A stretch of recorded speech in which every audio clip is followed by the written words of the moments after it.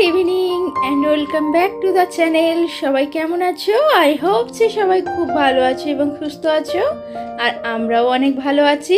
Sometime with রিমার আরও একটি নতুন পর্বে তোমাদের অনেক অনেক স্বাগত জানিয়ে আজকের ব্লগটা আমি স্টার্ট করছি।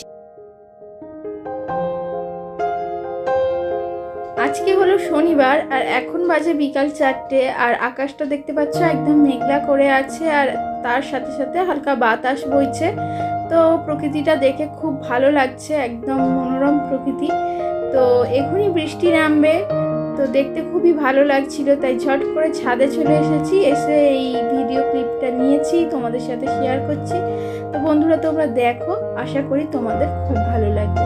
আর দেখো, বলতে না বলতেই বৃষ্টি শুরু হয়ে গেছে, আর এরকম বৃষ্টি দেখতে না আমার খুব ভালো লাগে। আর আমিও ছাদে চলে এসেছি বৃষ্টিটা উপভোগ করার জন্য।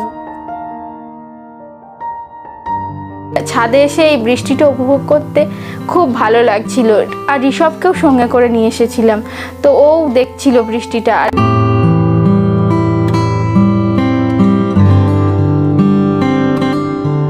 এই দেখো, আমাদের তো এখানে জলের ভীষণ অসুবিধা, তো সেই কারণে দেখো বালতি বোল যেগুলো খালি ছিল সব বৃষ্টির জলগুলো ধরছি। এবার পরিষ্কার জলটা তুলে নেব।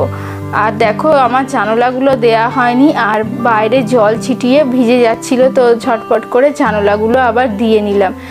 এমনি সন্ধ্যার সময় দেয়া হয়, আসলে বিকাল থেকে এত কাজ করছিলাম, মানে ঝটপট করে কাজ করতে করতে না জানালা টানোলা দেওয়ার কথা একদম মাথা থেকে বেরিয়ে গিয়েছিল।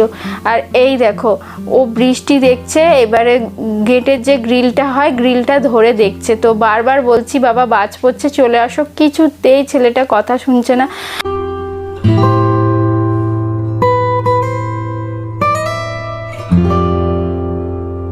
তো বারে বারে ডাকছি ছেলেটাকে, কিছুতেই আসছে না। দেখো কেমন মাথা নাড়ছে। তো এই বাজটা পড়লো না, একদম ছেলেটা ভয় পেয়ে গেছে, তো আমরাও টেনশানে পড়ে গেছিলাম।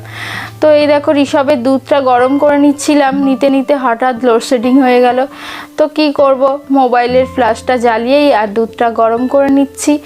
ওকে রোজ সন্ধ্যাবেলা একটু গরুর দুধ খাওয়াই, তো সেই কারণে দেখো দুধটাকে একটু ভালোভাবে ফুটিয়ে নিচ্ছি।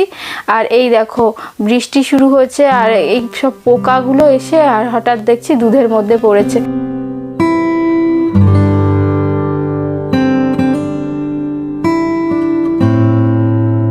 কারেন্ট কখন আসবে সেই অপেক্ষায় না থেকে এখন আমি সন্ধ্যাটা দিতে শুরু করে দিলাম। তার কারণ হচ্ছে অনেকটা সময় হয়েছে, আবার ঋষভের পাপা চা চা করে পাগল হয়ে যাচ্ছে, তো চা খাওয়ার জন্য একদম ব্যস্ত হয়ে পড়েছে।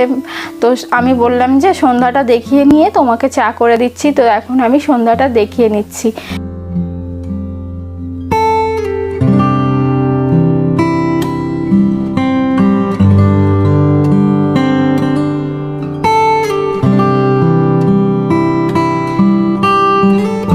যখন প্রভুর প্রার্থনা শুরু করি তখন দেখো একদম ম্যাজিক মোমেন্টের মতো একটা হলো। তো আমি প্রার্থনা শুরু করেছি যেই মাত্র অমনি কারেন্টটা চলে এলো। তো আমি তো পরে এটা খেয়াল করলাম, তো কারণ আমি তো চোখ বন্ধ করেছিলাম, তো পরে খেয়াল করলাম যে কারেন্ট চলে এসেছে। তো ঈশ্বর আমাদের কথা বোধহয় এইভাবেই শোনে যে আমরা অন্ধকার চাই না, আমরা আলোর পথ দেখতে চাই। তো চলো বন্ধুরা, বেলা দেখো বাইরে একটু বেরিয়েছি, দেখছি যে ফুচকা ব্যাপারী যাচ্ছে, তো দৌড়ে গিয়ে ফুচকা কিনে নিয়ে আসলাম। আর ঋষভের পাপা বললো যে ও ফুচকা খাবে না, তো ও একটু চুরমুর নিয়ে আসতে বললো, তো ওর জন্য এনেছি একটু চুরমুর, আর আমার জন্য নিয়ে এসেছি একটু ফুচকা। আর ঋষভকে একটা শুকনো ফুচকা দেবো। আর এই যে টক জলটা দেখে না জিভে পুরো জল এসে যাচ্ছে। তো আমি এখন অপেক্ষা করছি কখন এটাকে খাবো। তো এই দেখো ঋষভকে একটা শুকনো ফুচকা দিচ্ছি, তো ও ছোলা খাচ্ছিল, মানে ওই চুরমুর থেকে একটা ছোলা নিয়ে খাচ্ছিল। তো আমি এখন ফুচকাটা টেস্ট করে দেখছি। তো ফুচকাটা মুখের মধ্যে নিয়ে পুরো মানে যেন মনে হচ্ছে আমি স্বর্গ খুঁজে পেয়েছি। অনেক দিন পরে না ফুচকা খাচ্ছি, তো সেই কারণে খুবই ভালো লাগছে। আর ঋষভকে দেখো ক্যামেরার সামনে তাকিয়ে কীভাবে দেখছে, তো হাঁ করে দেখছে। তো এটা আমি নোটিস করিনি তখন, এটা যখন আমি এডিট করি তখনই আমি নোটিস করলাম যে ও ক্যামেরার সামনে দেখছে যে ও খাচ্ছে, একবার করে হাঁ করছে। আর টক জল না খেলে আমার আবার ভালো লাগে না, তো আমি একটু আবার টক জল খেলাম।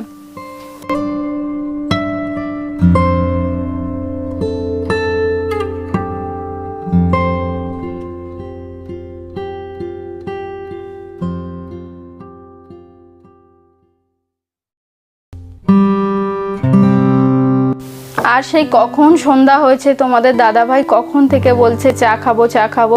তো মাঝে ওই ফুচকা ব্যাপারীটা এসে সমস্তটা গন্ডগোল করে দিল। তো ফুচকা খাওয়া কিছুক্ষণ পরে তো ভাবলাম চাটা করেই দিই ওকে, কারণ চা ছাড়া ও আবার থাকতে পারবে না। তো সেই জন্য দেখো, যেহেতু বৃষ্টি হচ্ছে, একটু আদা দিয়ে ভাবলাম চা করি। আর জলের মধ্যে দেখো একটু তেজপাতা আর আদা দিয়ে দিচ্ছি, আর এখন দিয়ে দিচ্ছি একটু চিনি। তো চিনি খুব বেশি পরিমাণ খাবো না, অল্পই খাবো, সেই জন্য মেপেই দিয়ে দিলাম। দুপুরে হয়তো একটু দুপুরে আমরা যখন ঘুমাই না, তখন আমাদের ওঠার পর একটু মাথাটা কেমন যেন ধরা ধরা ভাব থাকে। তো এই আদা দিয়ে চাটা খেলে অনেকটা রিলিফ পাওয়া যায় সেই থেকে।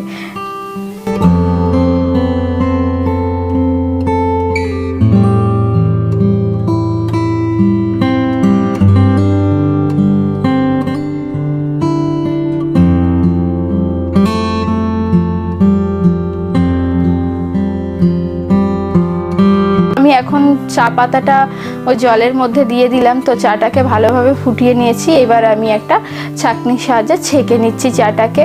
আর আমি না ওই মানে সসপ্যান ধরে কাপের মধ্যে ঢালতে পারি না, মানে ঢালতে পারি, মানে বারবার ওই প্লেটের মধ্যে পড়ে যায়। তো সেই কারণে দেখো আমি আলাদা মগের মধ্যে ঢেলে চাটা তারপরে কাপের মধ্যে দেবো। আর এই যে কাপ দুটো দেখছো, এই কাপ দুটো আমি মেলা থেকে কিনে নিয়ে এসেছিলাম।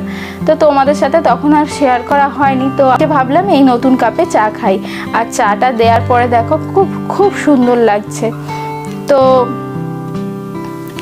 চলো আমরা এখন চাটা খেয়ে নিই। আর আমি এখন চা নিয়ে ঘরে যাচ্ছি।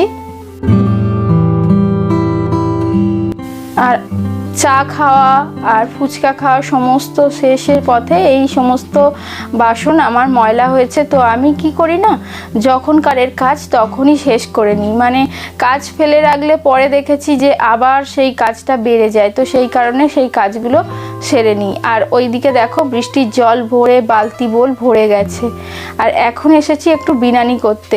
ইদানিং মানে আমি না বিনানি করে খুব একটা শুয়ে থাকতে মানে ঘুমোতে পারি না। বিনানি করে ঘুমালে না যেন মনে হয় এই চুলটায় টান ধরছে, ওই চুলটায় টান ধরছে। মানে ইদানিং ঋষভ সোনাও দেখছি চুল ধরে ভীষণ মানে ডিস্টার্ব করছে আমাকে।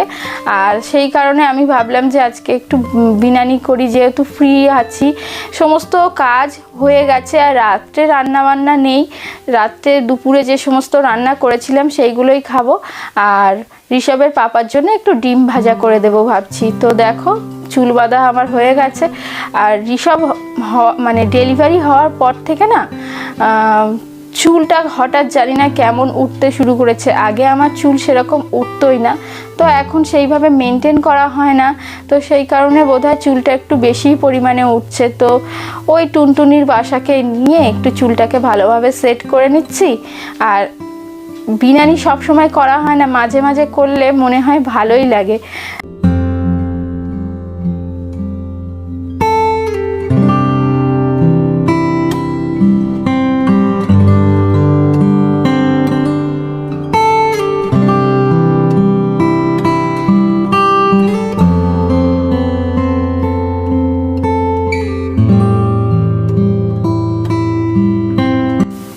বন্ধুরা বিনানি করে আমাকে কেমন লাগছে তোমরা অবশ্যই জানিও বন্ধুরা।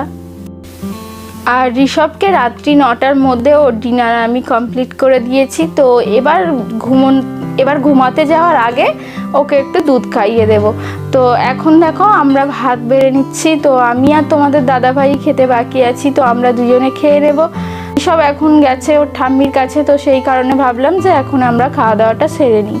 আর একে একে ভাতগুলো বেড়ে নিচ্ছি। আর ওই দেখতে পেয়েছো আমার হাতের মধ্যে একটা ফোসকা পড়ে গেছে, সেদিনকে ওই তেল ছিটকিয়ে এসে ফোসকাটা পড়ে গেছিলো, তো ভীষণই জ্বালা করছিল। আর এই দেখতে পাচ্ছ আমার দুপুরে যে সমস্ত রান্নাগুলো ছিল সেইগুলো দিয়েই আজকে রাতের খাবারটা আমরা সেরে নেব।